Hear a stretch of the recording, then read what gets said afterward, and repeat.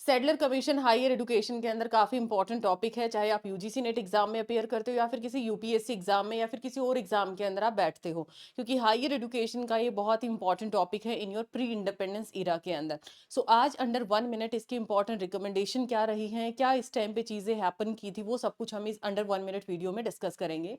सो Sadler commission है number 1, ये आपका ईयर आपसे पूछा जाता है 1917 के अंदर ये आपका आता है।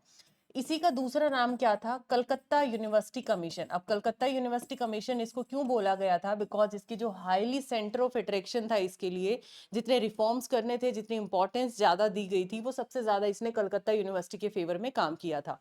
इसकी जो अध्यक्षता की थी वो की गई थी माइकल सैडलर के द्वारा, इसकी अध्यक्षता की गई थी।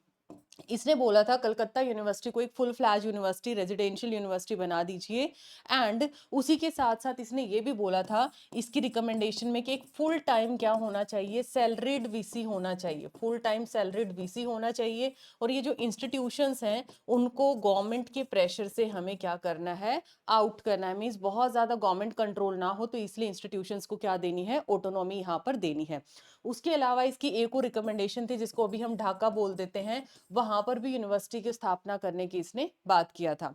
उस टाइम पे होते थे सीनेट और सिंडिकेट, तो ये बोलता है सीनेट और सिंडिकेट को हमने क्या कर देना है, रिप्लेस कर देना है। सीनेट को रिप्लेस कर देना है कोर्ट के साथ, ठीक है, रिप्लेस इसको करना है कोर्ट के साथ। एंड सिंडिकेट को यहाँ पर किसके साथ रिप्लेस करना है, बेसिकली काउंसिल के साथ। तो ये रिप्लेसमेंट की इसने बात की थी। इसी की रिकमेंडेशन, इसी के दौरान 1920 में कैब आता है, central advisory board of education आता है। 1925 में ड्यू टू फाइनेंशियल क्राइसिस ये क्या हो जाता है, बेसिकली बंद। और देन उसके बाद 1935 में फिर से ये क्या होता है, रिवाइव, यानी कि जिंदा, और अभी भी ये आपका काम करता है बहुत अच्छे से। नेक्स्ट इंपॉर्टेंट चीज, अगर इसके टाइम की बात करती हूँ, इसने इंटर यूनिवर्सिटी बोर्ड की भी यहाँ पर बोला था, इसकी भी क्या होनी चाहिए, स्थापना होनी चाहिए।